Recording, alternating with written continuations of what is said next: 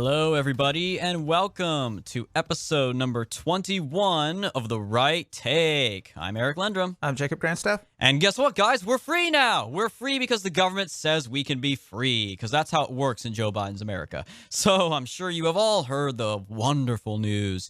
As of last Thursday, May 13th, the CDC, that's the Center for Disease Control, has announced that the mask mandate is partially lifted in a fairly significant way. That specifically, if you have been vaccinated, you don't have to wear a mask pretty much ever. You don't have to wear a mask indoors. You don't have to wear a mask outdoors. You don't have to social distance. You don't have to, like a Dr. Seuss book, you don't have to wear a mask on a boat. You don't have to wear a mask on a bus. But there are still some exceptions, of course. Apparently, you still have to wear them on planes because why not? And of course, this ostensibly applies to vaccinated people only, which realistically, anybody can lie about that, let's be honest. I actually did kind of put this to the test the very next day. So Friday, I went to a pizzeria for lunch, and I go in, and there's a sign on the door, a very Jim Crow style sign that says, "No mask, no entry." And I waltz right on in with no mask. I go right up to the register. There's nobody else in line. I start placing my order, and the young girl there just starts taking my order. And then behind her, at a certain point while I'm taking the order, suddenly kind of looming behind her kind of passive-aggressively is a slightly older girl, still young, but clearly older, who kind of eventually is looking at me, then eventually mimes the gesture for putting a mask on. And then she says to me, like, "Sarah, can you please put a face covering on?" And I just smile very big. I kind of chuckle a little. I'm like, no, it's good. The CDC says we don't have to do that anymore. And I'm vaccinated, which is a lie, of course. I'm never going to get the vaccine. But you can lie about it because they're not going to ask you to present any proof. So I tell them, "Oh, I've been vaccinated." And she just shakes her head and she's like, "Yeah, well, no, but that's our rule." And I'm like, no. The government says we don't have to get vaccinated. We don't have to wear masks anymore. The government says I don't have to wear a mask anymore. So I'm good. And I smiled. And she's just like, "Yeah, well, nobody knows that." And I just shrug, and I'm like, "Well, I know that." So then I went right back to placing my order, and she just kind of gave up and walked away, and they finished taking my order, and they served me with no further complaints after that. So it's really easy. That basically is a green light. And of course, I know some of my friends told me, "You shouldn't even have to say the government said that, bro. You know, that's conceding their point." I'm like, no, I want to use their own non-logic on themselves. I want to use that as a bulletproof argument that people who are all trust the CDC, St. Anthony Fauci must be trusted, now have no leg to stand on anymore. So it's really easy at this point to just push back on that even more so than before. Again, I was never wearing a mask, not once in my entire time, ever since this started on the metro, nowhere. I was never wearing a mask, but now I have a legitimate excuse to not do so. So let's see how that goes. So, of course, following the announcement from the government, from the CDC, numerous various chains, particularly grocery stores, followed suit that they were going to lift their mask mandates. Trader Joe's was the first big one. They were followed shortly after by Walmart and Costco. Target initially said they would keep it, and then they reversed it as well. But this is a problem. First off, this is actually one more problem. There are some businesses that are still going to have mask mandates in place. Some locations of Costco in California, for example, are adhering to state law. You know, they're following the California law rather than the national law. And some places will still require it. So this is one more thing, actually, if anything. I think this ties back to, like the big tech argument or the vaccine passports thing. Biden can now throw up his hands and claim plausible deniability and say, "Oh, well, we lifted the mask mandate, but if a private business wants to keep it, well, who are we to tell them otherwise?" So that's going to be that's just going to be a whole other issue that's going to drag on for a little while, I think, because some businesses, again, can afford to lose that money, and they'd rather virtue signal and keep the masks in place, because masks really are a new fashion trend for the left. Someone else said that the masks are the new MAGA hat of the left, basically. It's the thing that they wear to show political compliance and political obedience. But the real problem with this is all about politics. It's just so obvious why this decision was made now, because nothing really changed in the science or the process of rolling out the vaccines. This just seems kind of random, and that's because it is, from a scientific standpoint. John Nolte at Breitbart had a great piece on this very subject titled, "Joe Biden's shift on masks is based on failure and panic." And he puts it very well in the article. He basically says that this decision to finally lift the mask mandate, at least partially, but again, as I said before, it could basically be seen as a complete lifting. It was Biden's break in case of emergency glass. This was the secret weapon. This was the Uno draw 4 wild card that he was waiting on this entire time when you have an otherwise really bad hand. Because look at everything else going on right now. You had a horrible jobs report in the month of April where they projected almost 1 million jobs to be created, and we ended up at 266,000, a shortfall of 700,000, one of the worst economic miscalculations in modern history. You have the gas crisis. We have these shortages in gas, spiking gas prices to go with it. Over 1,000 gas stations across the East Coast and the Southeast have completely run out of gas. In Richmond, Virginia, gas hit $7 a gallon, which even by my Californian standards, that's like, whoa, we're used to like $5 a gallon, but $7, that is actually quite terrifying. You have, of course, the border crisis, hundreds of thousands of illegals just flooding over the border because Biden told them to. And it's not getting any better. And he's now diverting government funds to help these illegals, by the way. And yeah, you have the Middle East, which is totally on fire right now. So everything going on. People are jokingly saying that this is like a terrible 2021 remake of the Jimmy Carter presidency, which so far it absolutely is, on steroids and at a much faster pace. Jimmy Carter's presidency did not fall apart this quickly. So this is obviously the reason why he chose to do this, so that people can distract from this. Can be distracted from everything else and say, oh, look, the mask mandates are coming off. This is proof that Biden is doing a great job. And you know that Biden's lapdogs in the media will do exactly that. They will push this and focus entirely on this because it makes Biden look good. I saw a tweet from Mike Cernovich the other day, or excuse me, Mike Cernovich the other day, where he, and I don't like Mike Cernovich. I don't like quoting him. I would rather not cite anything he says or does, because he's just a total contrarian like Ann Coulter, who became anti-Trump when it was hip to do so. But he said it pretty straightforward. He said, I don't even like Trump, but you have to admit that from an objective standpoint, Biden's first 100 days in office are a complete failure. And some of the top response tweets, which were obviously the leftists countering him, they were all saying pretty much the same thing. They were saying, but Biden's doing a great job on COVID, and that's all I care about.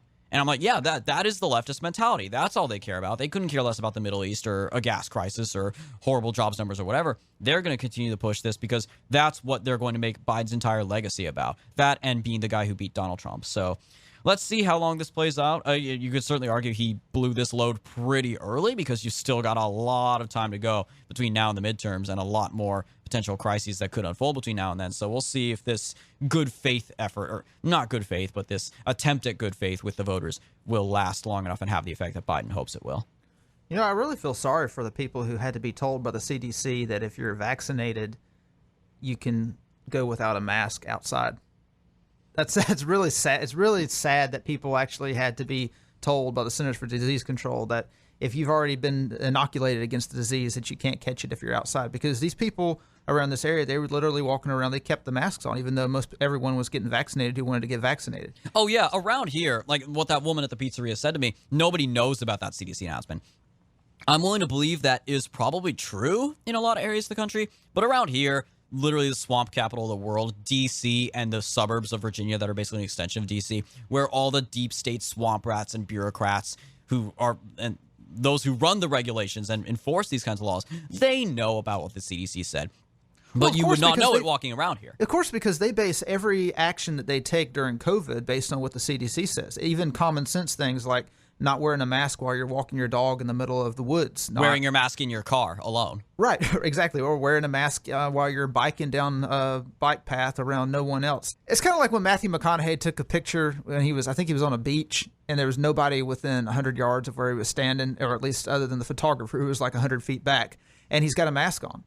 And it's just, like you said, it really is a fashion trend with the left. They've got to show that they are part of the enlightened elite, that they follow the science, unlike these rubes who actually know that if you get vaccinated, you don't have to keep wearing a mask because you can't catch the disease anymore. At least you're not going to experience the worst of the worst parts of the disease if you happen to catch it. So people who actually want to get back to normal, they see the mask going away as detrimental to their virtue signaling. Because I guarantee you there's a lot of people, and in fact, whenever the CDC put out the notification that, hey, you don't have to wear a mask if you've been vaccinated, they got a lot of pushback from it. There are people who were genuinely angry that the CDC was telling them that if they've had their shot, they can take their mask down, because now this was going to completely destroy their ability to show that they are part of the elite. Yeah, I find it funny how you still see people walking around outside by themselves around no one else still wearing the mask. It's kind of sad because, I mean, even back before the vaccination came out, you can't really catch COVID outside anyway. And you especially can't catch it if you're not within 10 feet of another person. You're by yourself, walking your dog, wearing a mask. That's just for show. You're not actually protecting yourself. As if I needed one more reason to believe that the possible 2022 Texas gubernatorial matchup between Greg Abbott and Matthew McConaughey would already be a tough choice. Now I really don't know which one of those two I would support if I could vote between one or the other, because I like Matthew McConaughey a lot, but to find out that he is a mask virtue signaling loser is definitely between that and the guy who tries to ban successful alternative social media platforms like Gab. I feel sorry for Texas voters who have to make that choice in November next year. Well, I mean, we don't have much better choice here in Virginia, as we talked about last episode. So that is true, unfortunately. That is true. Between the Republican who supports the SPLC and the NAACP with his own financial donations, or the Clinton stooge, one of the top Clinton stooges in the country. So, 2022 is going to be a fun year, right, guys? Well, moving on to foreign policy, that seems to be all anybody wants to talk about right now anyways in the media. But not the story that everyone's thinking of. Yes, where we are actually going to skip the Israel-Palestine war going on over there. We're going to let Breitbart continue to cover that. So we're going to talk about Colombia today.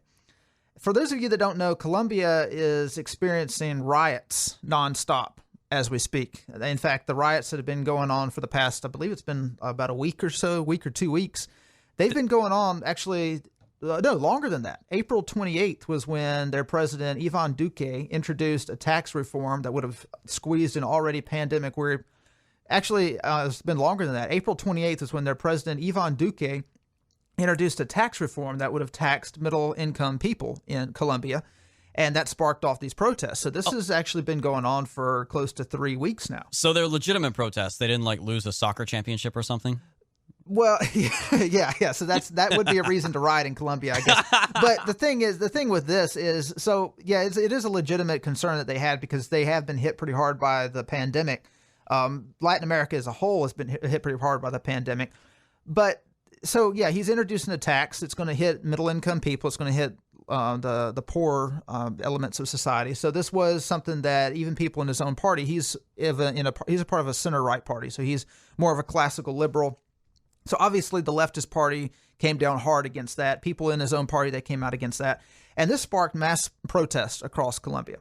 Well, he actually withdrew this tax reform 4 days later because of the protests and because of the opposition he got even from within his own party. But that didn't stop the protest. In fact, the protest intensified. So their original reason for getting out in the streets was completely gone. He decided to scrap the tax proposal, said, okay, all right, we're not going to pass that law. But they just kept coming. They kept coming night after night, day after day, continual violence. And when I say continual violence, we're talking about over 50 people have been murdered. Over 1,500 people, just as of May 13th, have been injured. So murdered by other rioters or by the government? By the rioters. Oh, goodness. So basically kind of their equivalent of the race riots we saw last year, kind of? Yeah, this is actually far, far worse than anything that we saw last summer. They've been trying to burn police officers alive. They've been trying to burn down police precincts. They have actually been blocking highways to stop food and medical supplies from reaching villages and towns in order to starve the population out. Yeah, just like the anarcho-communists. Good. Great to know that this is not just a uniquely American problem anymore. Correct. So this has been continually waging on, and the government has already withdrawn. Like I said, this was issued April 28th is when their president issued this tax reform plan. He withdrew it 4 days later, so that would have been May 2nd. So this has been going on now for more than 2 weeks after he already decided to scrap the plan. So this is a report from the Center for a Secure Free Society that they dug a little bit beneath the surface to find out where all this violence is coming from, where these protests are coming from. So this is written by Joseph Humire. The current protests in Colombia are not just a socioeconomic crisis. They represent a broader crisis with political legitimacy of state institutions, part of a concerted effort to weaken democracy and the rule of law in the region. The Colombian people, especially the peaceful protesters, are not the culprits in this crisis. They are the victims. In other words, they are the useful idiots who are being victimized by their puppet masters to spark what is essentially a revolution, a violent revolution. As some of the most vulnerable people in society, the poor and middle class in Colombia are targeted as tools of asymmetric warfare by adversaries, foreign and domestic. This is a threat Colombia cannot solve. It requires a more comprehensive effort in democratic forces region-wide to understand that as goes Colombia, so goes the rest of America. Colombia, of course, is the largest Spanish-speaking country in South America, with about 53 million people. Colombia's defense minister Diego Molano reported on May 3rd that at least 6 criminal groups were behind the acts of vandalism and violence in Colombia, subverting the otherwise peaceful protests. Among others, Minister Milano mentioned the dissidents of the Revolutionary Armed Forces of Colombia, or FARC, as most people know. The FARC, of course, is the international drug trafficking organization that waged civil war against the Colombian government for so many decades. But there's a splinter group known as FARC-D, known as the FARC dissidents. These are people who refuse to go along with the ceasefire, and they're continually, essentially waging guerrilla warfare against the government. So of the 6 groups, they were part of FARC-D, the National Liberation Army, or the ELN, and the Blue and Black Shields of the M19 youth movement. This sounds like an MS-13 type thing. Then on May 8th, Defense Minister Milano announced that Colombian authorities arrested a local ELN urban front commander, and days later, a dissident of the FARC, who were reportedly provoking violence in the city of Cali, which is the 3rd largest city in Colombia, through improvised weapons and coordinating with militant youth groups and unidentified Venezuelans. Wait, Venezuelans? Colombia experienced similar protests with less intensity in November 2019 and September 2020, where militant youth groups were identified for subverting the protests and escalating violence and vandalism. So this is, keep in mind, this is year 3 that Colombia has gone through this.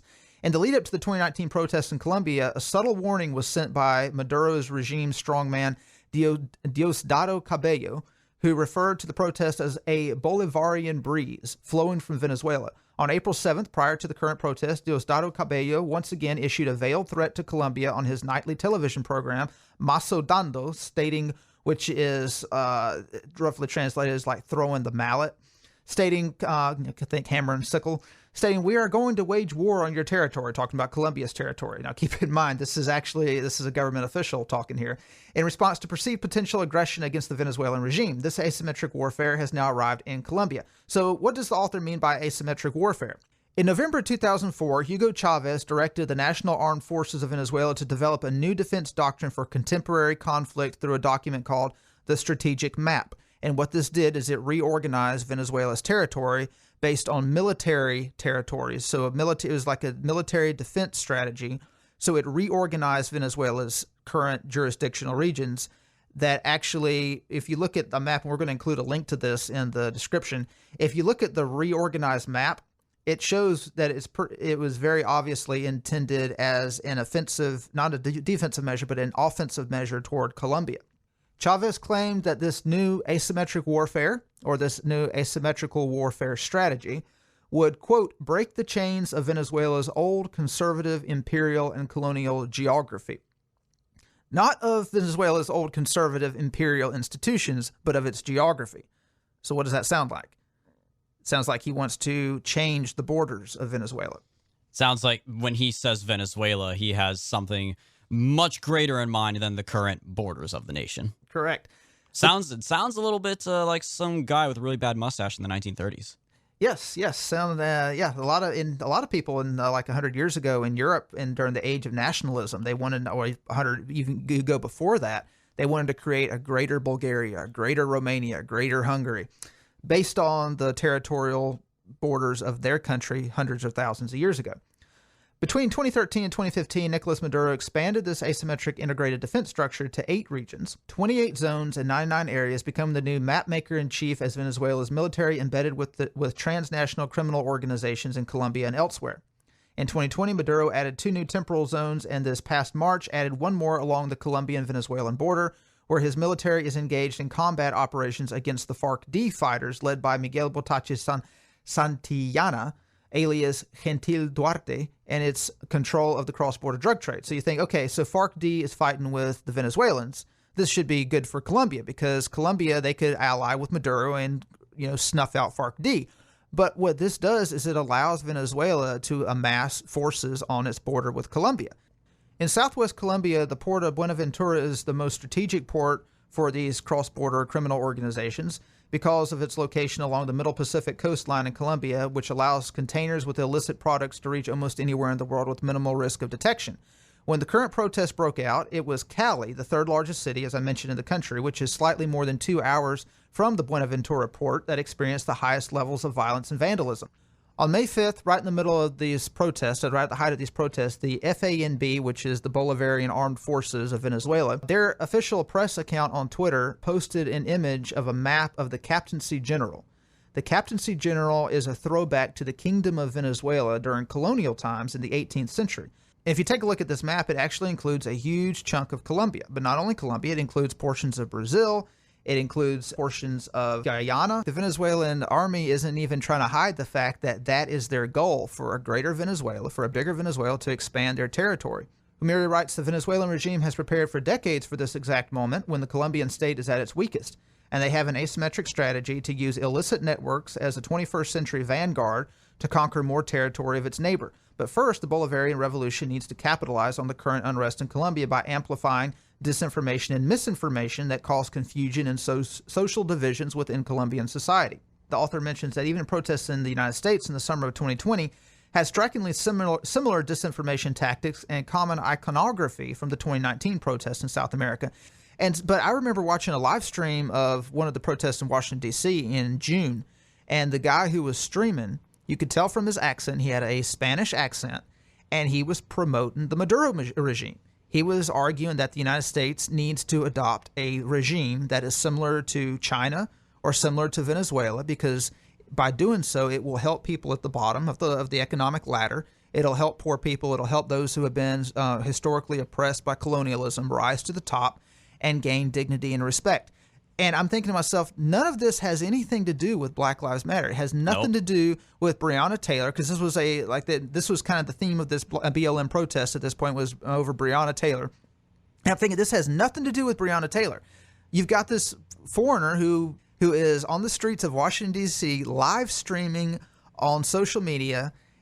He's embedded in this American protest, and he's arguing that we need to overthrow the United States government and adopt a government similar to China and Venezuela. So what you're telling me basically is that, for as cringe as the Republican Party's obsessive focus on socialism and Venezuela normally is, are you telling me they may actually be onto something after all? Well, I would disagree with that, just because their obsession with that, the Republican Party's obsession with that, isn't necessarily in self-defense.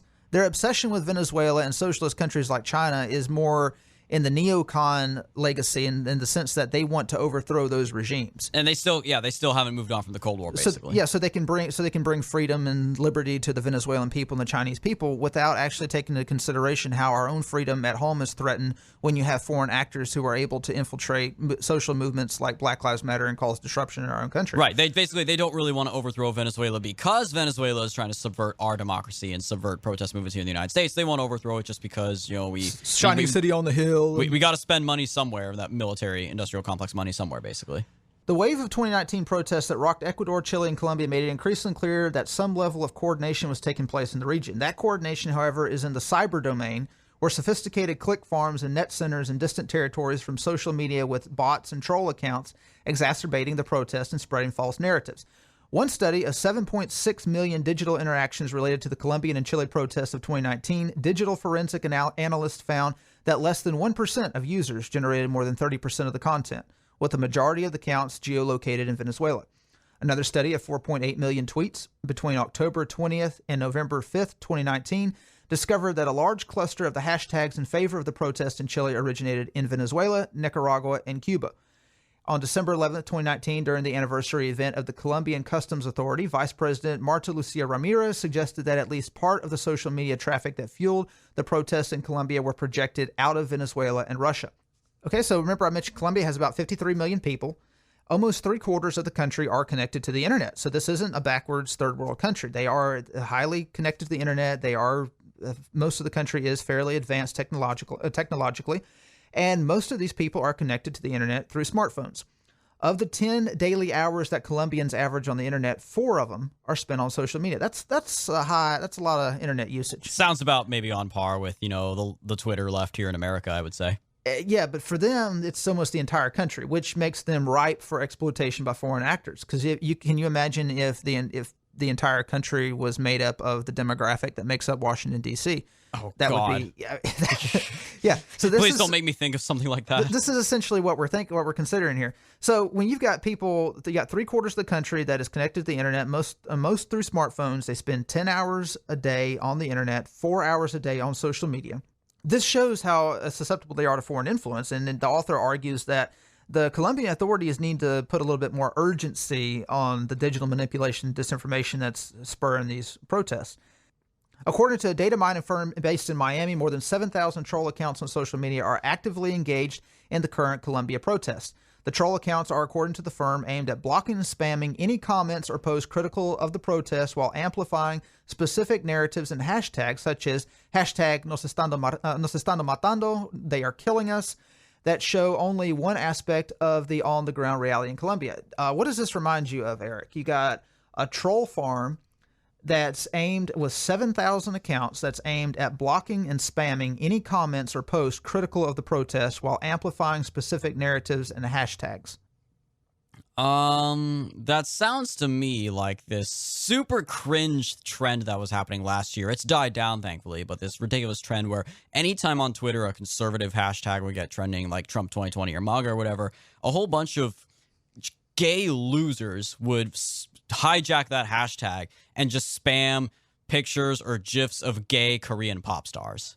And they were called the K-pop stans. Right. This started whenever conservatives were trying to fight back on Twitter at the height of the Black Lives Matter movement, when they were when they were trying to get hashtags like All Lives Matter trending. So All Lives Matter would trend. You'd click on the trend, and it would be all these bots who are these K-pop stans. And this is who are not real people, obviously, because no living person with an IQ above 20 would actually be a fan of K-pop. Well, unfortunately, I'm afraid they were real people, because we've got what's apparently happening, at least if this is a similar situation here. So these are people who apparently all they do is focus on these particular protests. They zero in on particular protests, and they make sure they take over any hashtags that are critical of the protest. So that way social media cannot, people who are conservative, who don't want their country being burned to the ground, they cannot organize on social media, because any hashtag they try to get trending is immediately hijacked. I mean, imagine what you could do if you had 7,000 people, an army of 7,000 people that was doing nothing but supporting a protest in a foreign country. They could completely dominate the trends on Twitter. It doesn't really take that many, because if you look at a lot of trending topics on Twitter, many times they have less than 7,000 tweets about that particular topic, but they still get it trending. It doesn't take a lot of people to get a topic trending. That most of these people who are getting the hashtag nos están matando are based in Bangladesh, Mexico. Yes. Oh, yeah, definitely. The people who are invested in what's happening in Colombia. And Venezuela. And with servers most likely run out of Russia and or China. What these accounts will do is they'll bring up images and videos of the protest in Colombia completely taken out of context. And this is what we saw whenever the Democrats presented their video in the trial of Trump's second impeachment. They would take video clips that weren't even from the day of the protest and make it look like it was all on the same day of the protest. So, for instance, they took video clips and images from all three Stop the Steal rallies. And they took the most damaging video footage they could, and they meshed it all together to make it look like all of that happened on the same day, because the average viewer who wasn't at these protests and wasn't paying attention, they don't know any different. Okay, so these troll accounts, they're taking images and footage from different aspects of the protest, lumping it together, doctoring the footage, and making it look like it's happening in real time. Another thing that they're doing is they're taking instances of police brutality, so images and videos of police brutality from around the world, and they're making it look like it's happening in Colombia, because they include the Colombia hashtags, and they also talk about the protests going on in Colombia. So the average Colombian who's sitting on social media, Facebook or Twitter or wherever, they're seeing images of police brutally beating innocent protesters. And the poster is making it sound like it's in Colombia. So but it's in like the Philippines or something. It could be in the Philippines. It could be anywhere. And the user is naturally enraged at his country and his police system. And then the hashtag "they are killing us" is coming across on Twitter. So the average user is thinking, wow, I didn't realize I lived in a country like this. I hate this country. We need to get out in the streets and do something about it. I saw a similar instance recently with the current Israeli-Palestinian situation going on. It showed a bunch of people sitting around, and these soldiers who had them at gunpoint, and this one woman gets up and starts yelling at the soldier and slaps him. He knocks her on the ground and kills her. And they were making, the people on Twitter making it look like this. Look at what this Israeli soldier did. And a bunch of people finally came into the comment section and saying, well, this is from years ago. This didn't happen. These aren't even Israelis and Palestinians. But, you know, if they weren't inundated by these users coming in and correcting the record, the average viewer wouldn't have any idea that this didn't just happen yesterday in Israel. Well, I'm so glad that they banned Donald Trump from Twitter, because he was the real source of misinformation on Twitter, right? That was. Oh yeah. They got rid of all not fake troll news accounts, not these foreign actors who were paying thousands of people to dominate hashtags. It was all Donald Trump. He was the biggest source of misinformation. All right, so the author Lohmeier sums up, says, the crisis in Colombia is not just a socioeconomic crisis, it's a crisis of political legitimacy of state institutions in the country. It's an assault on democracy and the rule of law. And this is, just like the color revolutions, this is the way that NGOs and foreign actors have been overthrowing governments for the past 20 years. They use a small, insignificant event. It can be a police officer slapping a woman in the face. It can be a person who was on the ground who had a fentanyl overdose, laying on the ground saying, I can't breathe, with the police officer just holding him down, waiting for an ambulance to come, who dies of his fentanyl overdose. It can be anything insignificant. And because NGOs have a vested ideological interest in creating change that they believe is positive change, they will use that instance to create that change. And they don't care about the human collateral.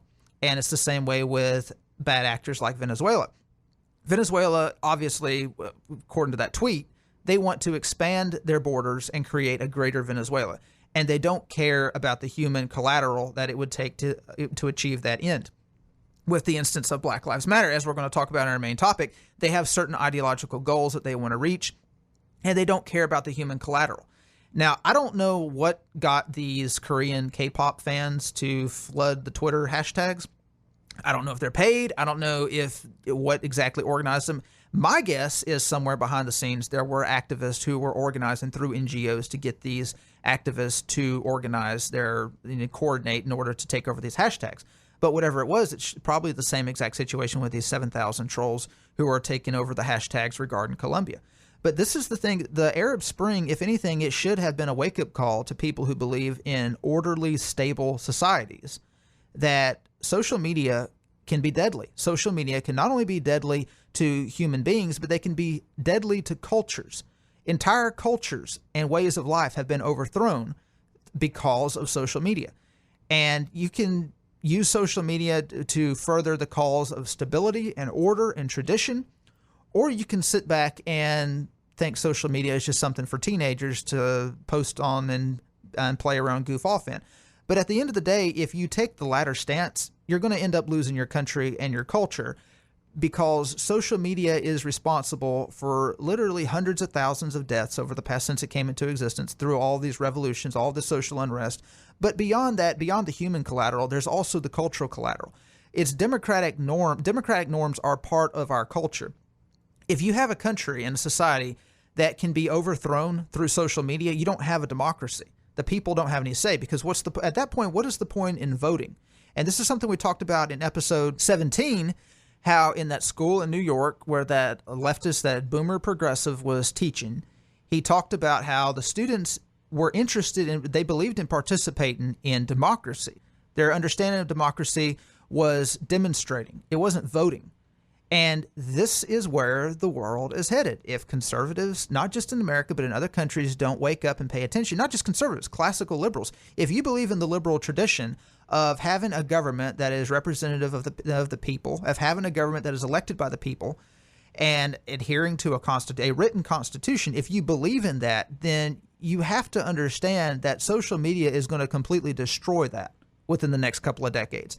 Because as it stands now, these younger generations, they're looking at what's happened. They're saying, well, why would I vote? Because you got these chumps that go out and vote for somebody.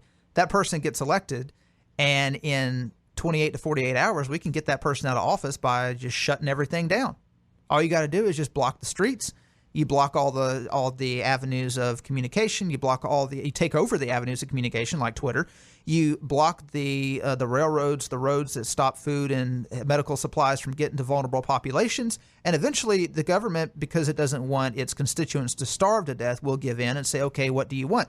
These people that are in the streets, that are rioting, that are tearing stuff up, that are burning stuff down, they haven't issued a slate of demands yet. They haven't told the government what exactly they want. In fact, the government, one of the mayors of one of the towns that's been affected, basically like their version of Kenosha, he tried to meet with some of the youth leaders who are leading these riots, And right before they met, some people showed up in hoods and showed these so-called youth leaders video footage of police allegedly tearing up their roadblocks. That wasn't even, again, this wasn't even in Colombia. This is from a different protest. This could have been in Ecuador. But they showed them video of the police violently tearing up their illegal roadblocks. And this so enraged these youth leaders that they decided to call off the negotiations and just go back to rioting. So there's very clearly some vested interest in seeing the violence continue until it gets to a point to where the government is literally prostrate, begging them, basically asking them, what do you want? We'll give you anything. You want the government? We'll give you the government. Just please stop killing people. Please stop burning stuff down. Please stop destroying our country. We'll give you anything. And you got to understand, it's not just the Maduro people. When people think of the Maduro regime, they think, okay, it's just a government, but it's not just a government. It's an ideology. Hugo Chavez won election in Venezuela by railing against colonialism. He's an anti-colonialist.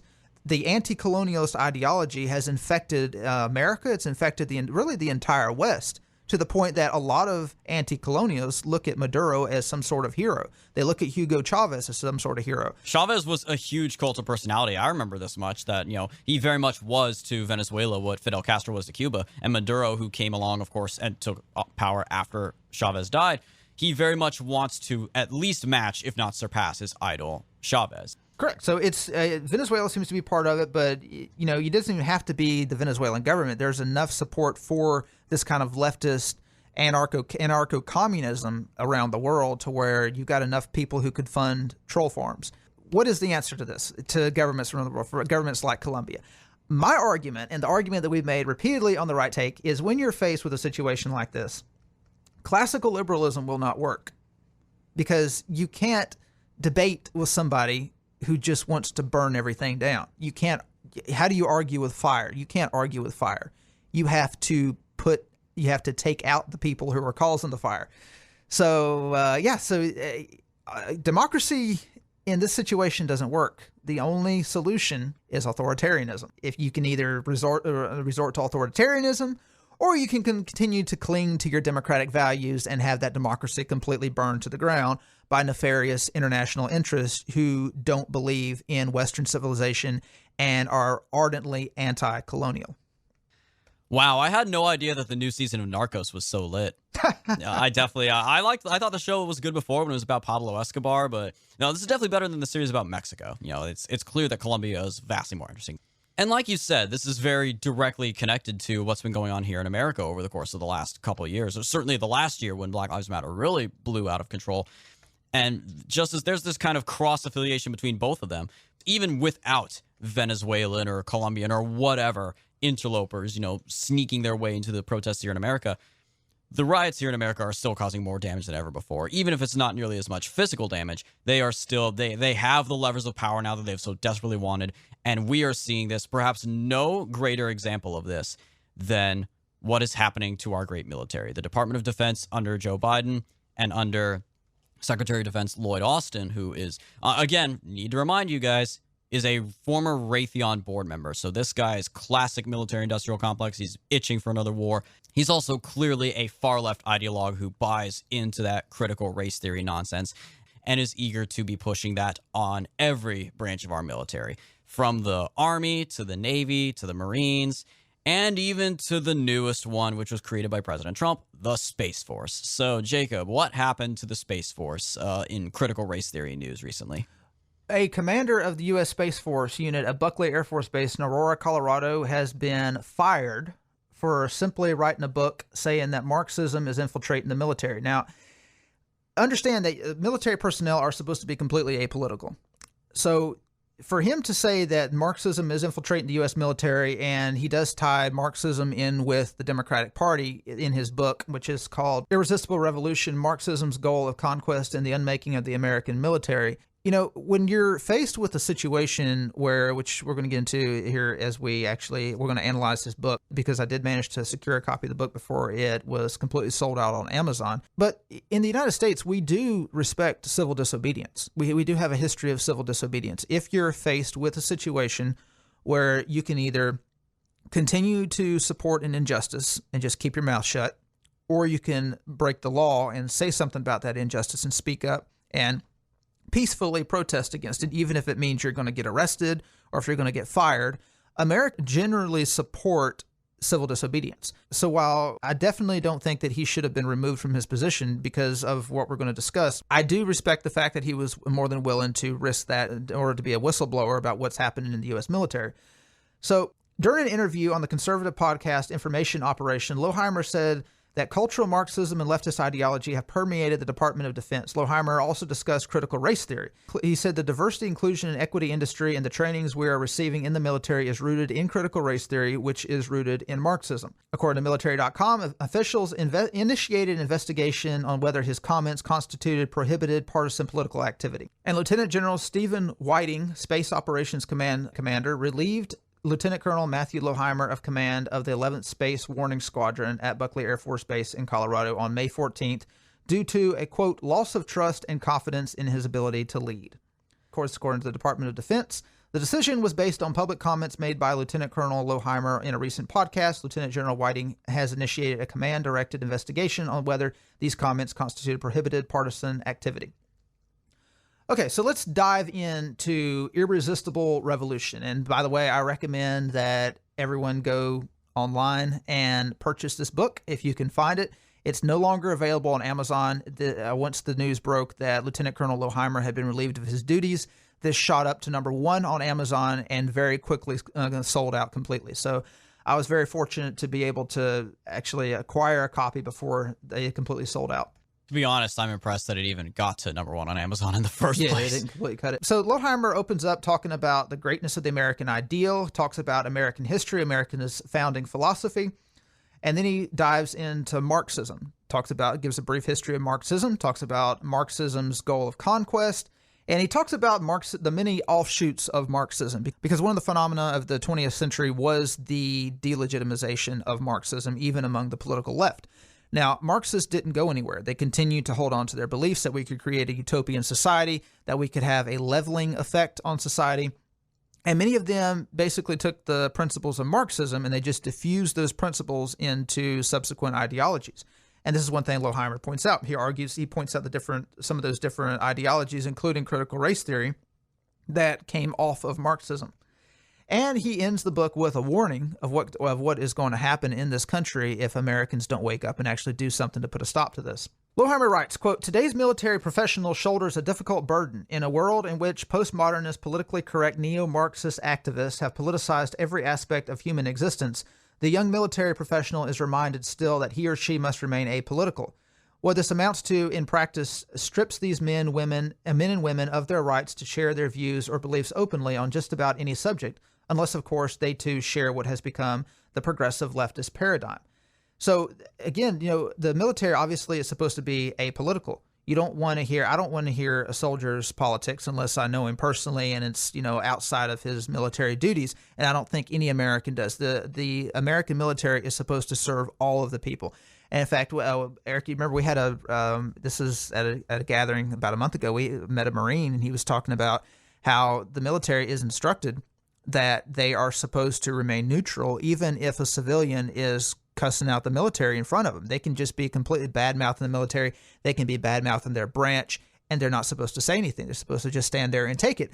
And the reason being, they are fighting for that civilian's right to say that. Free speech is a bedrock of the American culture and the American existence, the American life that these personnel are supposed to be defending. So even if you're bashing their unit, you're a civilian. They're not supposed to say anything. Exactly. This is the eternal conundrum of, the military fights for your right to burn the American flag, as it were, which obviously that's a whole other debate we could have about whether or not, that kind of anti-patriotic speech should be outlawed and punished by, the government or not. But that's, it certainly sounds like it could present several frustrating situations for service members who know that what they're hearing is wrong, but as long as they're in uniform, they can't say anything about it.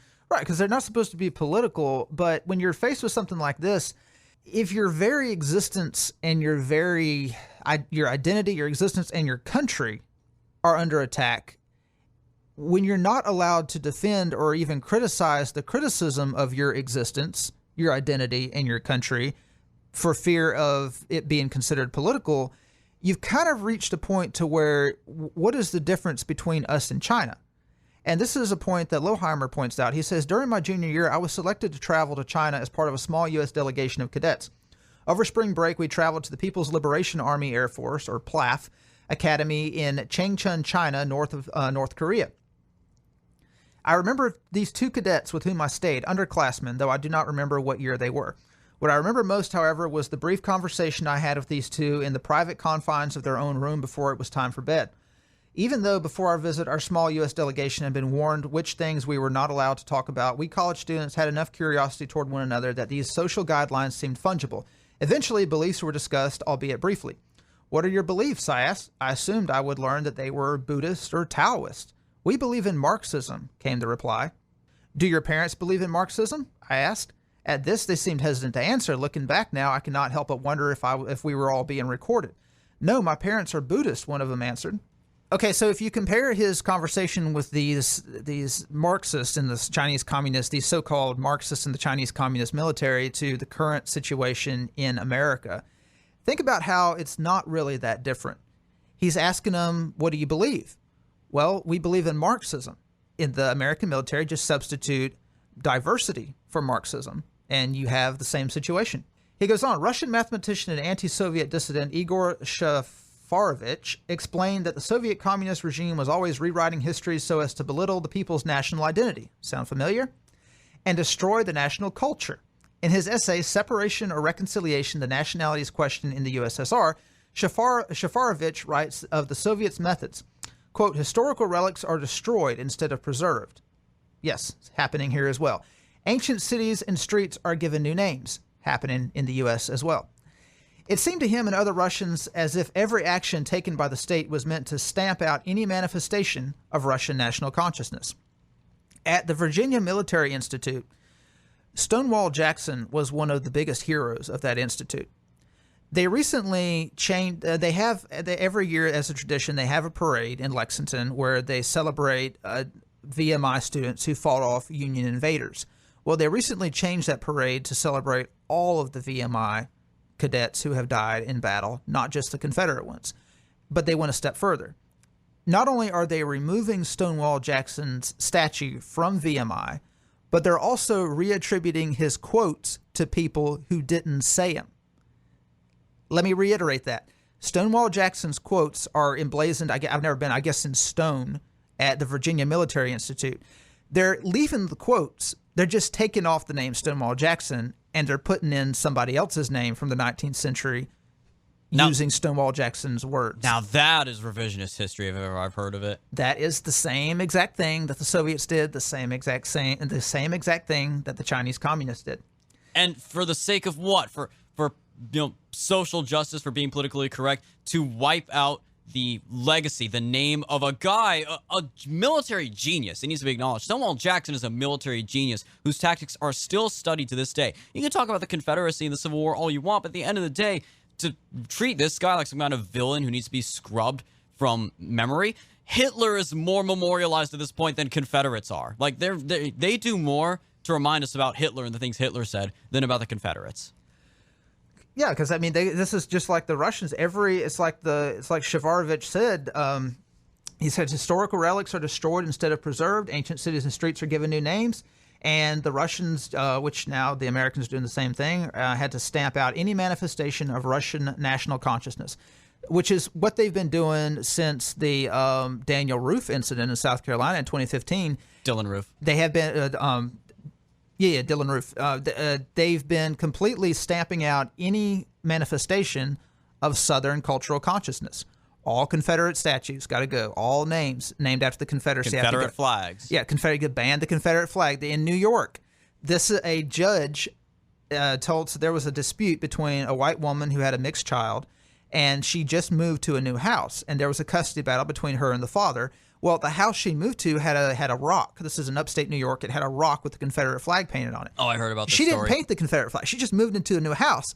The judge told her that we're going to have to take that into consideration whenever we're thinking about who should have custody of the child, because you need to take into consideration whether or not that child is going to be raised with consciousness of being black in America. So the judges are literally basing their decisions on custody battles over whether or not parents are going to raise their children pretty much in the doctrines of critical race theory. I just can't even. That's a whole new level of evil right there. When the government decides they know what's better for the children than their own parents do, and even the way the judge puts it, you could also almost argue that judge sound racist in the sense that are they essentially arguing it's bad for the kid to grow up thinking they're black? Like, is that yes, because the judges want the mother to teach the child that it is bad to grow up black. That is part and parcel of the ideology, that if you're a white mother and you're raising a mixed child, you need to make sure that you indoctrinate that child to know that it's bad to grow up black in America. So Nicole Hannah-Jones, she was the one who spearheaded the project at the New York Times. This was a part of like a 103-page magazine article in 2019 that came out, and essentially, for most people know what it is now, but just for those that don't, it's the 1619 Project argues that America's founding was actually in 1619 instead of 1776, when the very first African slaves were brought to the United States, and that was really that began basically the Holocaust for black people in America. So this project, it argues that it interprets every single facet of American society through the lens of race. Every single, and in fact, it argues that the American Revolution, was fought to preserve slavery. Every single aspect, starting from 1619, working to the present, is interpreted through the lens of black oppression. So sources, historical facts. What's that? Right, exactly. Well, you don't need historical facts when you're trying to spearhead a revolution. The 1619 Project wanted to make sure that they left no stone unturned, that every aspect of American history, even up to the present, was condemned, because the mentality beforehand was things got better in the 60s. So American history before 1965 would be condemned, but after 1965, things got progressively better. Well, the 1619 Project completely overturns that notion. It's the idea that things have not gotten much better, that we're still living in a white supremacist country, that you can't look at it. Basically, what it does is it completely overturns the apple cart and makes sure that white liberals have no corner in which to hide. They make it so that no white liberal can feel any pride in his country after reading the 1619 Project. In 2020, Hannah-Jones worked with the Times to distribute copies of the 1619 Project to educators and activists around the country to help them develop a deeper understanding of systemic racism. A 1619 Project booklet has since seen broad distribution in connection with the efforts of the Black Lives Matter at School group. The booklet, as it's known, is a publication of the Zen Education Project, named for the late Howard Zinn, a radical Marxist historian. The Zen Education Project has been active in offering to distribute and teach the 1619 Project material to educators across the country. Not coincidentally, is Zinn's own narrative of American history, first published in the 80s, A People's History of the United States. The work for which he is best known shares the same critical and cynical character as the 2019 Times Project. In Zinn's work, he goes as far as to admit that his hope is that there will be a people's revolution in the United States. Years earlier, in a letter to the editor of Notre Dame's Observer that a younger Hannah-Jones would never have anticipated would be paraded for the world to see, she wrote that quote, "The white race is the biggest murderer, rapist, pillager, and thief of the modern world. Whites have always been an unjust, jealous, unmerciful, avaricious, and bloodthirsty set of beings." This is what the author of the 1619 Project wrote. It needs to be said, if you said that about any other race, I'm pretty sure some guy in the 1930s with a bad mustache said the same thing about Jews. Well, exactly, and this is what Lohmeier is going to conclude at the end of his book, that this is actually, all of this is paving the way for genocide. And I actually had a Twitter exchange back when I had a Twitter account with an FIU professor. She was a visiting professor at FIU. I don't recall her name, but will definitely put her name and photos of the screenshots of the exchange in the description. But I remember this particular professor, we were having this exchange. This was during the Black Lives Matter protests. And I pointed out that professors at universities believe that white people are essentially subhumans, that they are the worst race that has ever existed in the world. And she said, yeah, you can't argue with that. It's a fact. White people are the worst human beings in world history, and she herself is white. So this is not an uncommon concept to encounter at a university. This is just kind of common knowledge that white people are the most evil race that ever existed in human history. The first step is to dehumanize them and make them seem terrible to other people, so you feel no sympathy for them. If a white guy gets beaten to death by a mob of black people in the middle of the street, nobody cares. Correct. And can you think of a world leader in history that no one has any sympathy for? I can think of one. I think of one. He had a very bad mustache. Yes, and so Hannah Jones continued in the same exact letter that she wrote to Notre Dame's Observer. She said that Christopher Columbus is no different than Hitler. She insisted that white European descendants of America's settlers continue to be, quote, bloodsuckers in our communities. Wait, so we're vampires now? We're vampires. I Yes, didn't get the memo. Exactly. Why can't I transform into a bat? We're sucking the blood out of black people in black communities, apparently. Lohmeier writes, the 1619 mythology created by this angry writer is now being packaged up and used in public schools and university classrooms across America. So far, 4,500 of them at the time of this writing, which was several months ago, are serving this up to the rising generations as the rising generation's first introduction to real American history. So 4,500 institutions, we're talking about, let's say if each institution has 1,000 students that will go through its school doors, we're talking about to correct me if I'm wrong about math, but I believe that is 450,000 young Americans who are going to learn this stuff. Sounds about right. No. I'm wrong. That's 4.5 million young Americans even worse. that are going to learn this stuff, that are now, and this isn't what they're going to do. This is what they're currently doing in 4,500 school districts. And of course, that number I'm sure has risen since publication. He writes, its effect upon Americans will be the same as that inflicted upon Russians under communist rule. So he quotes the Russian dissident, quote, generations of Russians were brought up on such a horrendous version of Russian history that all they want to do is try and forget that they ever had a past at all, which is what we're seeing in America. You've got generations, really two generations of Americans now, because this stuff didn't start with Hannah Nicole Jones. This stuff didn't start with the 2019 Project. I remember when I was in college, all of the professors were leftist. All of the professors were just completely overcome with white guilt. This has been going on for decades, and conservatives didn't say a damn thing about it. Nope. They didn't care. They were too busy fighting in Vietnam. But right, they were too busy continuing to fight in Vietnam and continuing to fight the Cold War even after the Cold War was over with. All right, so he writes that among the reasons that he took an interest in the 1619 Project is that it had already been reshaping the American military culture with complete disastrous effects. So think about it. He says, ask yourself these questions. Do you like the idea of your country's uniformed service members believing the narrative of American history that communist, Cuba-loving, white-hating Hannah Jones, Marxist Black Lives Matter at school, and the Marxist Zen Education Project prescribe? Is their vision of American history true? Does it appear to you that there is an agenda at play? Does this ideology unify the country? Is it intended to unify the country? He writes, if you are a service member, have you seen these trainings improve your unit's cohesiveness? Has it made groups of people increasingly suspicious of one another based on their racial identities? Because think about it. It's one thing if you're introducing this to children in school.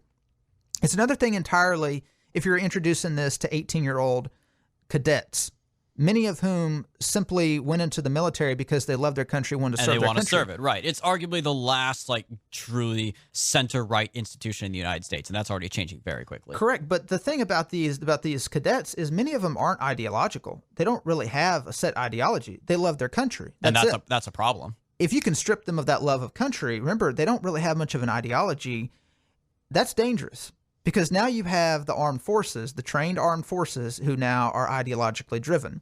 And they hate America. You have people who are trained to hate America, ostensibly fighting to protect America. Or rather, they're in charge of our national security and our defense. And if one political party adopts the ideology that they've been trained, if the other political party attacks that ideology, it's no longer partisan activity to attack the party that's attacking that ideology, because now it's defending national security. Exactly. That entire political party has become a national security threat.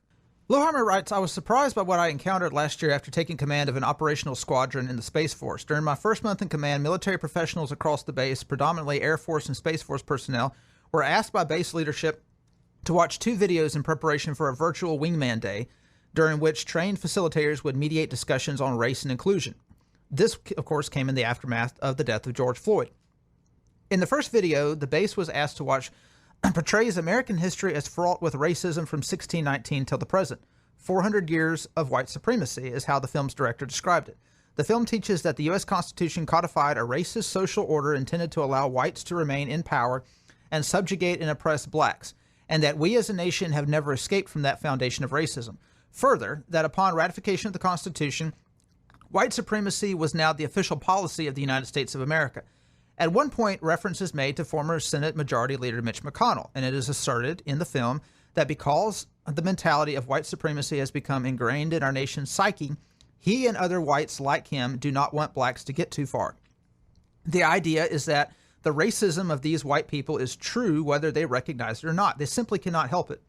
The second video portrays Republican politicians as racist, claiming, for example, that George Bush won the election by causing Americans to fear black people, and also showing clips of Donald Trump before the 2016 election that cast him in a negative light, insinuating that he has fueled systemic racism in America. Later in the video, President Trump, who, keep in mind, was president and commander-in-chief both at the time the video was created as well as when it was distributed to the base, is cast in a terrible light and out of context, directly implying that he enjoys oppressing blacks and keeping minorities in inferior status. This is a video that they're showing on an Air Force base to active duty military personnel about their commander-in-chief while he is commander-in-chief.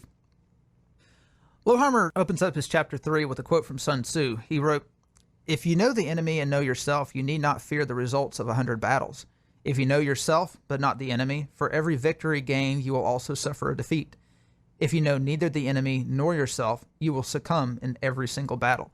And this is why this stuff is happening. This is why you have a situation where conservatives elect a conservative president. But it doesn't matter. Nothing changes. That conservative gets into office. And while he's president, while he's the commander-in-chief, at a military base, they're showing a video that attacks him as being a racist, that attacks the country as being a racist, that attacks the Constitution that these service members swore an oath to defend. So how do you get here? How does this happen? Well, like Sun Tzu said, if you know yourself but not the enemy, for every victory gained, you will also suffer a defeat. Many conservatives don't know the enemy. They think they know the enemy. They think the enemy is socialism. They think the enemy is unions. I remember whenever I got hired at a think tank in D.C., the big thing that they focused on was unions, as if unions are the biggest threat to American civilization. That's all just union corruption, how the unions are just so terrible. If you know neither the enemy nor yourself, you will succumb in every battle. And this is why conservatives are losing every single battle. Conservatives have reached to the point where they don't even know what conservatism is anymore. It's still very much wedded to the Cold War lens of a world in which the top two world powers were a capitalist and a communist nation. And they were both nuclear, and the threat of mutually assured destruction hung over our heads for half a century. They still haven't figured out how to move on from that. It's like Plato's The Cave, the allegory of the cave, when people are shown the chance to leave what they thought was real. And yeah, it's earth-shattering when you realize, oh, what I thought I knew all this time was really just a lie, and the world outside this cave is the real deal. It's terrifying to a lot of those people, but they refuse to listen. They refuse to adapt. They refuse to move on. And at this point, that's on them. Trump could do whatever he could. He's just one man at the end of the day. They refuse to listen, and that's why they still talk about unions as if unions are bad, which they can be. Teachers' unions are a cancer on this country, and we should destroy them at any means possible. But unions for truckers or blue-collar workers, those are fine. I understand why a lot of those people turned around and voted for Trump, even though they're union members. One of the ways in which Black Lives Matter has completely taken over the culture is the way that Americans are treated who happen to be a part of the class that's considered the oppressor. So people who happen to be white. The diversity trainings, the equity trainings that they're forcing people in the corporate world to go through, they're forcing military service members to go through, it's very reminiscent of a defeated foe. So if you conquer a country and you want to re-educate the country so future generations in that country don't try to resist your occupation, you would put their children through the same thing that American white children are being put through today. Well, pretty much all American children are being put through today, but especially white people who happen to be adults, because the mentality is if we can educate kids in critical race theory when they're young, they will grow up to be anti-racist. Adults, you can't put them back through the education system, but you can force them to sit through what are pretty much communist-style torture sessions, like psychological torture sessions. And here's a good point that Lohmeier makes. He said, on November 13th, 1956, 3 years after the Korean War ended, A report was presented at a combined meeting of the Section on Neurology and Psychiatry at the New York Academy of Medicine as part of a panel discussion on communist methods of interrogation and indoctrination. The report focuses primarily on Chinese communist efforts to extort false confessions from American prisoners, something half of American POWs experienced while in captivity. So rather than inflict physical violence, as the prisoners perhaps feared most, the communist captors would seek to manipulate the beliefs, statements, and conduct of prisoners by establishing controlled environments and through the extortion of false confessions. So why would you coerce false confessions? Because at least for some prisoners, the repetition of false confessions of guilt over time convinced them they were actually guilty. Acquiescence to the idea of one's own actual guilt in turn bred self-loathing, self-resentment, generated an internal struggle that was more successful than even the exogenously imposed torment of a captor. In the end, it was psychologically crippling, turning the captive into a compliant pawn. So this is what we see with corporate America with these equity sessions. You see white people in these sessions being forced to verbally admit that they are racist. This is what they do. They put them in a room, and they sit around. They talk about race, and then I'll separate the white people, and they want to make sure that the white people verbally admit, I am a racist. They want to get them to admit their guilt because they're white. This is exactly what the Chinese did when they captured American POWs in Korea. So hey, good thing we're not speaking Chinese, right? In weighing a pile we might as well be at this point. Yeah, we might as well be at this point. In weighing a pile of testimony and evidence, American scientists and psychologists came to believe that the communist captors were mostly interested in forced confessions as a type of teaching procedure. This is something I noticed actually years ago. Remember whenever school prayer was such a huge issue, like back in the 2000s, it was kind of in the where Freedom from Religion was waging all their lawsuits against schools. I remember there was this one southern town that had been forced to stop having prayer at school basketball games. And the way the journalists covered it, they taught it as a teaching session. They presented it as this is a teachable moment for these backward Southern Christians. Because by having prayer taken out of their schools, we can educate them that this isn't inclusive. So this is a teaching moment. And this is what this is straight out of Mao's playbook. This was a teaching moment for these POWs. So they were teaching or training, as noted above, American POWs to be compliant, to build a habit of confessor behavior, and for apparently no other reason than for the sake of compliance itself. Scientists further found that the methods used by the Chinese communists were not uniquely their own, but had been used for decades wherever communist regimes had been established. Now, this is interesting. The Geneva Conventions of August 1949, which among other things established the standards of international law for the humanitarian treatment of combatants during war, expressly prohibit any form of coercion used to secure from POWs information of any kind whatever. The language in Part 3, Section 1, Article 17 goes so far as to say that POWs who refuse to answer the questions put to them by their captors may not be threatened, insulted, or exposed to any unpleasant or disadvantageous treatment of any kind. Did you catch that? What we're doing to our own citizens is worse than is exactly what the Geneva Conventions prohibit to prisoners of war. We are treating our own civilian American citizens worse than what prisoners of war are supposed to be treated according to the Geneva Convention. Lohmeier asks, why is it that there is an entire industry in the United States that is paid to employ these same coercive and manipulative tactics against the American people? Why are taxpayers funding this industry so that federal employees, men and women in uniform even, can be incessantly exposed to threats, insults, and unpleasant and disadvantageous treatment if they refuse to acknowledge and confess their guilt, their privilege? I am talking about the diversity, equity, and inclusion industry. The industry appears to be seeking to actively shape compliance of our men and women in uniform, ensuring patterns of confessor behavior are established for our young military service members. Why do we allow this? Why doesn't anybody in the senior leadership circles of our military stand up against it? Perhaps they have tried but have been unsuccessful. Perhaps they are unaware or naive. I would argue that most Americans are naive. I mean, look, the Republicans have been talking about critical race theory for months now. We have states in this country with Republican supermajorities that still have not passed anything related to critical race theory. There have been bills that have died in Republican legislatures that are dominated by conservatives. Why is that? Well, the main reason is because the average American doesn't know what critical race theory is.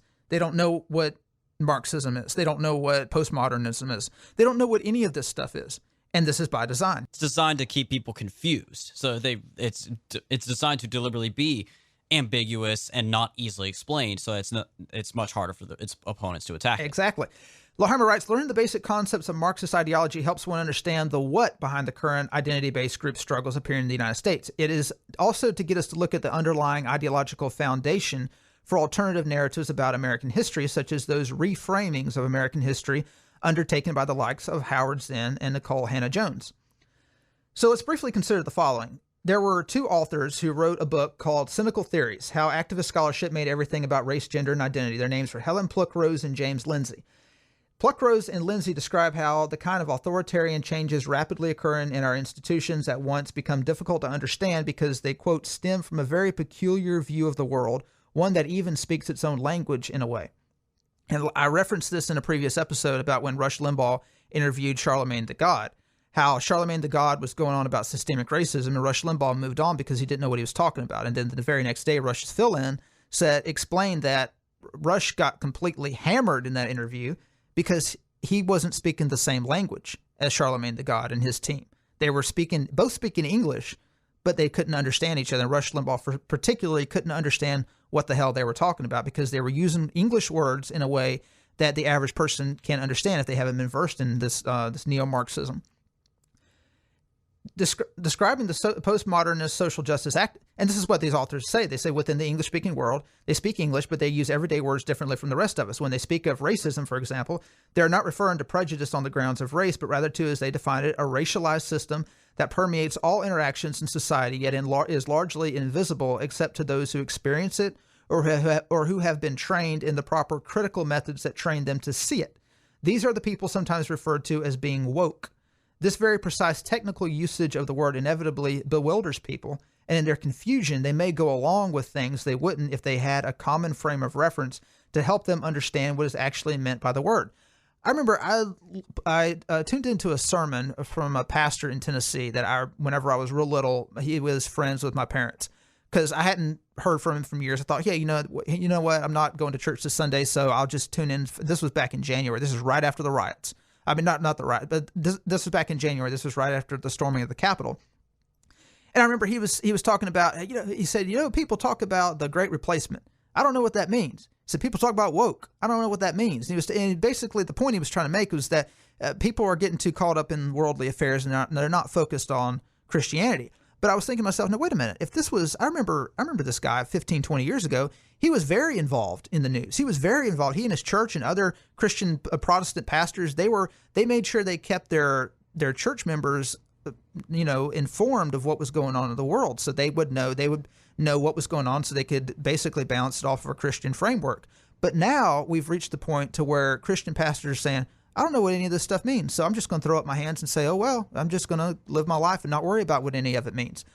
Well, maybe you'll pay attention when they start busting down the front door of your church and arresting all your church members and hauling them off to prison. Is that what it's going to take to get conservatives to actually pull their heads out of the clouds and pay attention to this stuff? That's already being done in Canada, so I guess we're not that far off. If that's what it takes to get people to pay attention. But Lohmeier continues, the philosophy of postmodernism was developed by a French theorist who revolutionized social philosophy by launching an assault on reason. So he talks about Jacques Derrida. I won't go into the founder of deconstructionism in France. They basically took Marxism and created postmodernism out of it, just basically to sum it up. This is we're not going to go too deeply into this. But he talks about how postmodern thought deliberately attacks science and reason in every effort to reshape society. It asserts that individuals possess no independent meaning, that only one's group identity or affiliation gives them meaning. Similar to Marxism, it divides society into the dominant and marginalized identities, asserting that society is itself underpinned by invisible systems of white supremacy, patriarchy, heteronormativity, cisnormativity, ableism, and fat phobia.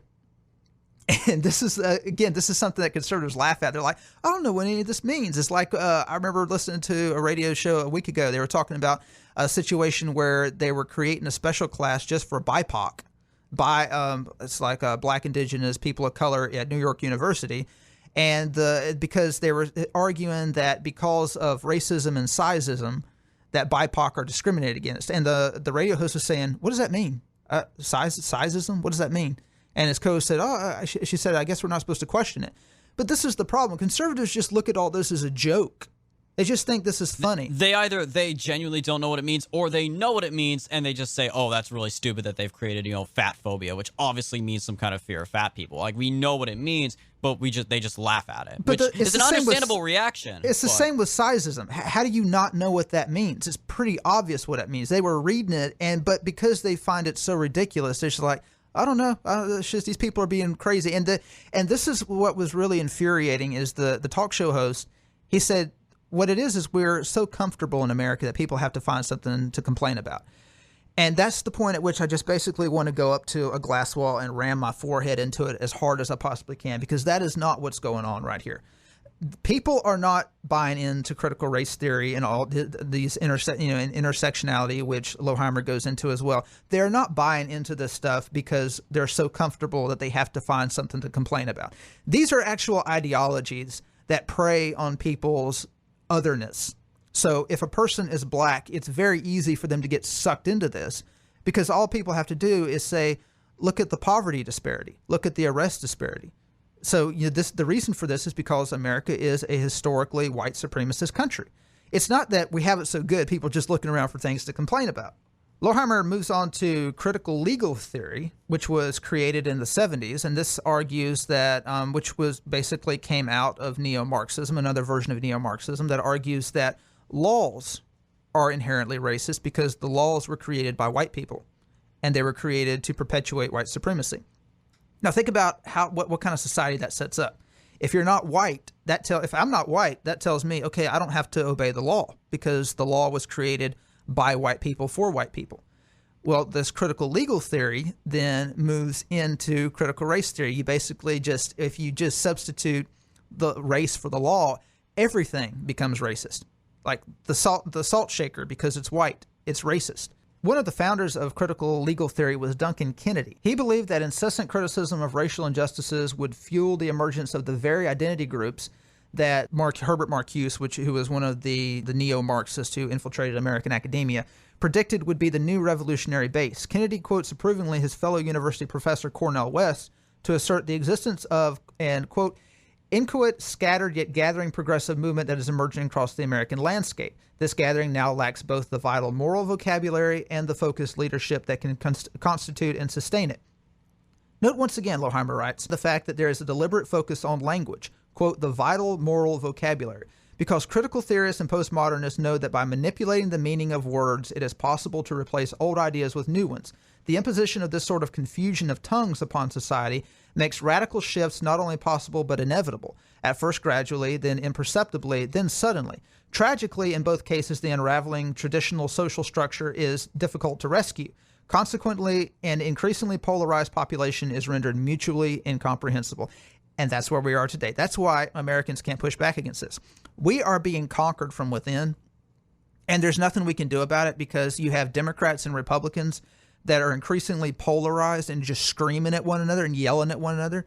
And as he writes, an increasingly polarized population is rendered mutually incomprehensible. To the people who know what critical race theory is and have an agenda to bring it to America, to every aspect of America, the constant bickering between Democrats and Republicans over everything but this is just perfect for them. And again, because the language they use, the vital moral vocabulary, confuses people to such a degree to where it's just like the term Black Lives Matter.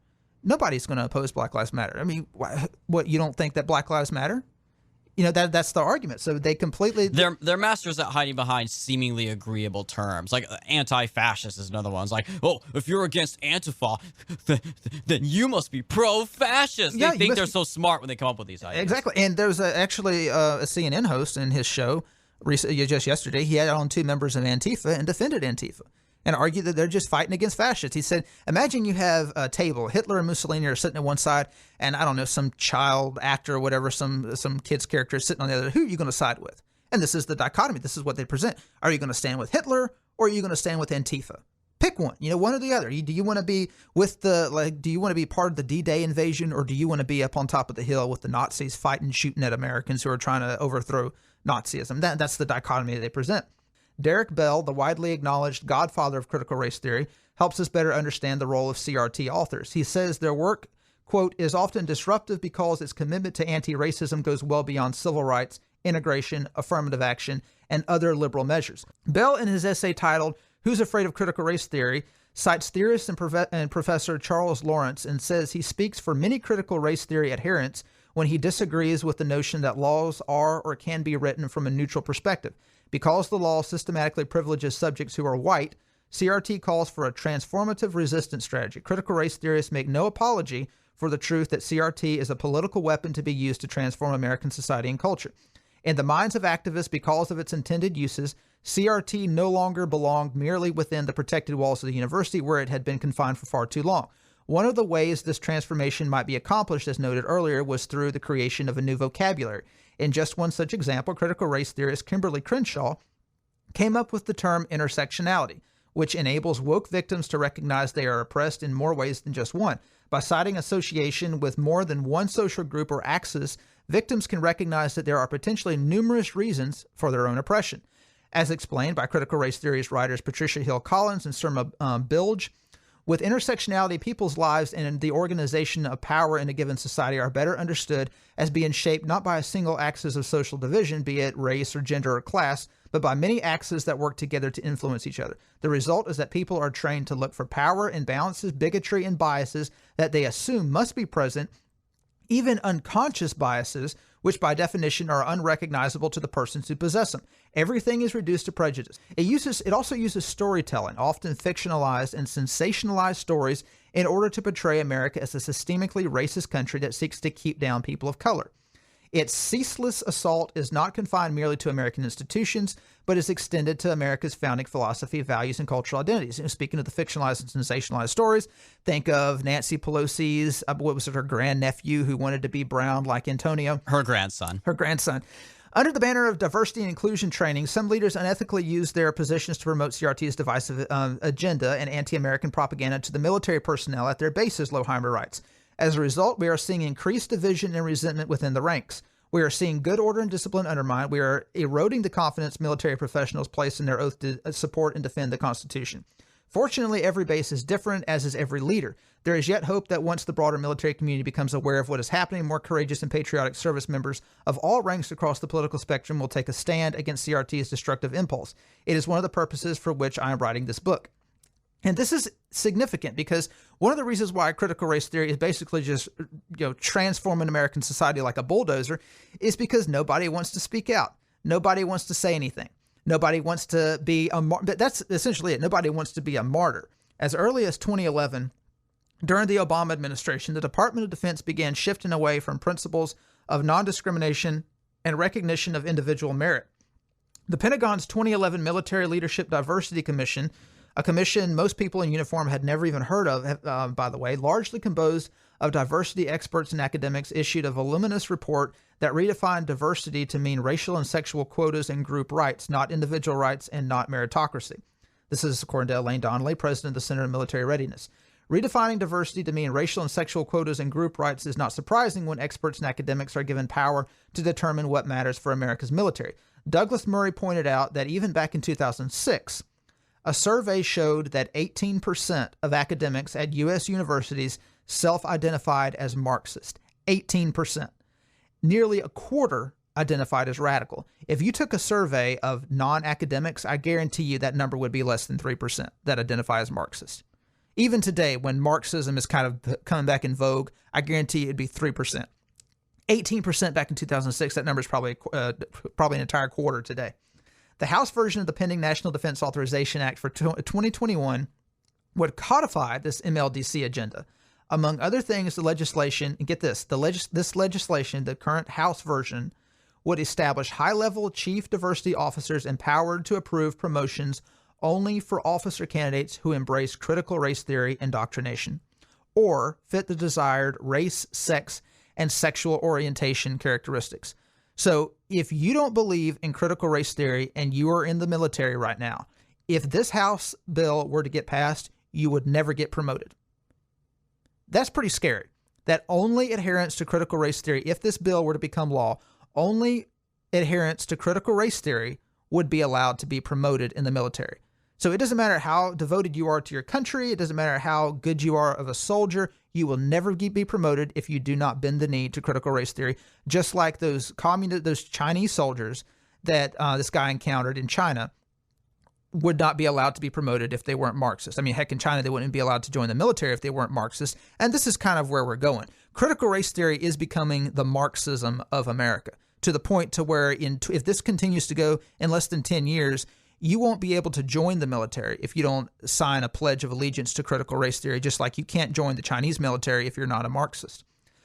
And this is one of the reasons why conservatives haven't been successful at pushing back against any of this. Conservatives are focused on socialism. Marxism in the Vietnam War was not about socialism. Marxism in the Vietnam War was about anti-colonialism, just like all of these struggles that the Soviet Union funded that we fought against were about anti-colonialism. And this is where, Lohmeier, this is the point that Lohmeier makes throughout the entire book. This is what he points out, is that this demonization of people, that the language that's used to talk about people, especially after the January 6th invasion of the Capitol, is the same language that is used to dehumanize people in order to prepare to lay the groundwork for genocide. Imagine a military that is completely controlled by people who believe in critical race theory. Every general, every colonel, every lieutenant colonel, all the way down to the privates, they're all completely indoctrinated in critical race theory. They all believe all white people are inherently racist, and they believe that anyone who opposes critical race theory and opposes their vision of equity should be killed.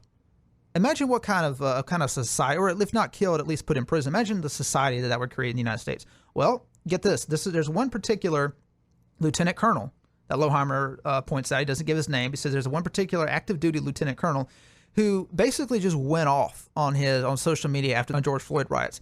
On his Facebook account, he said, "When you look like me, asking me to leave my personal life at the door adds insult to an injury that began when my first ancestors set foot on these lands over 400 years ago. We can't leave ourselves at the door, so buckle up."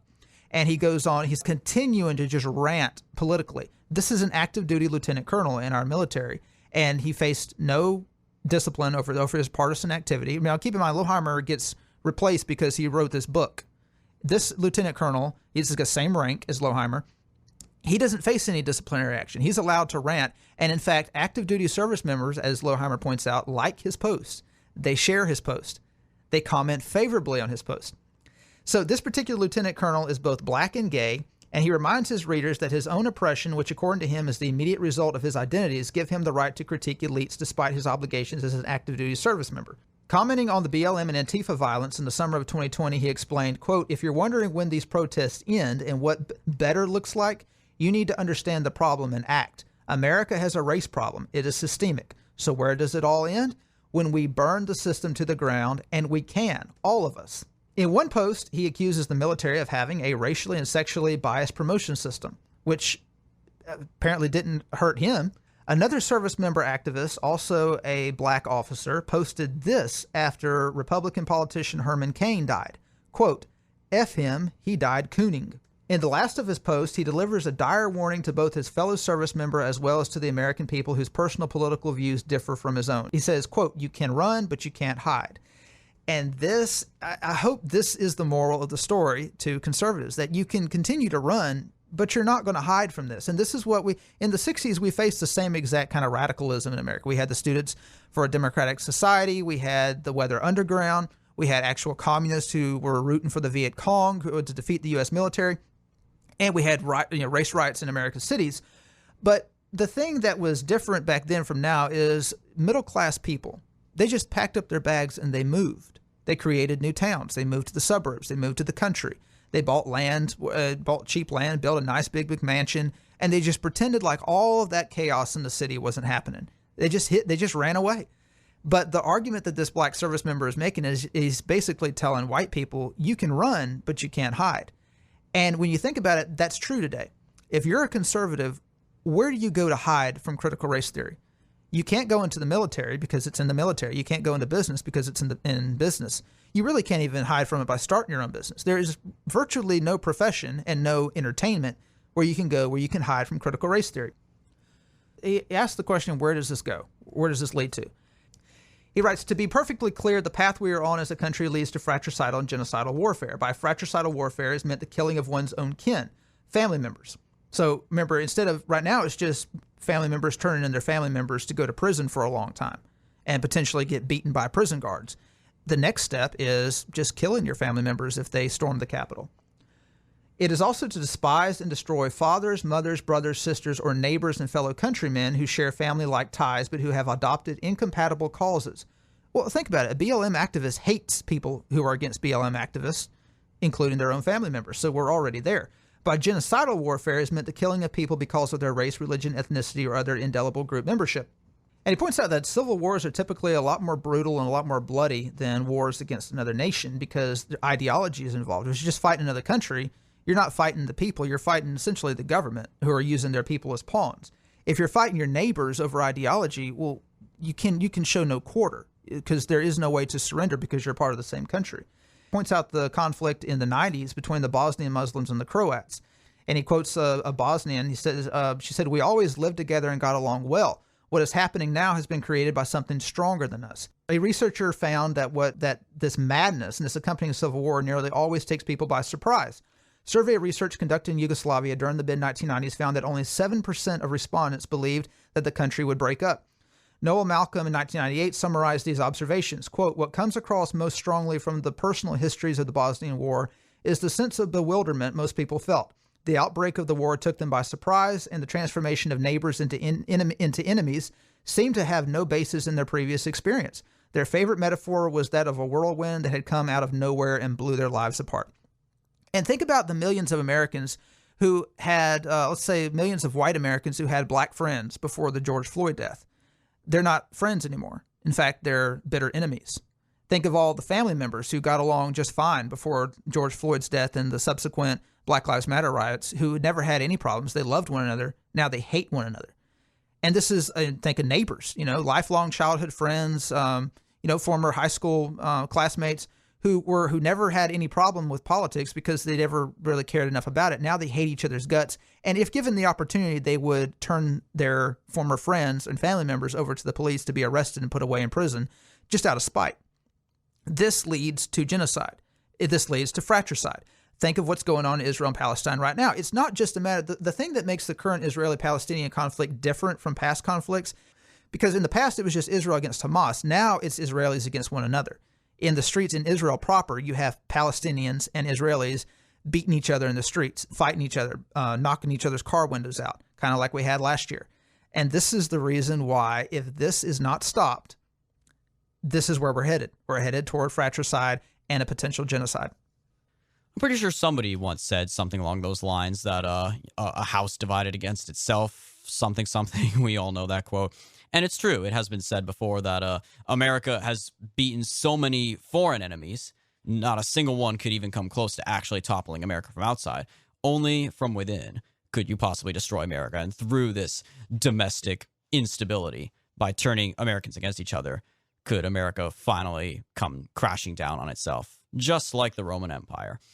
That is all the time we have left for this episode of The Right Take. This has been episode 21. Tune in next week for episode 22. Be sure to keep updated with all of our latest content at righttakepodcast.com and the page on which you can find a full list of all alternative social media sites and podcast platforms where we are available. righttakepodcast.com/contact. We'll talk to you next week, guys.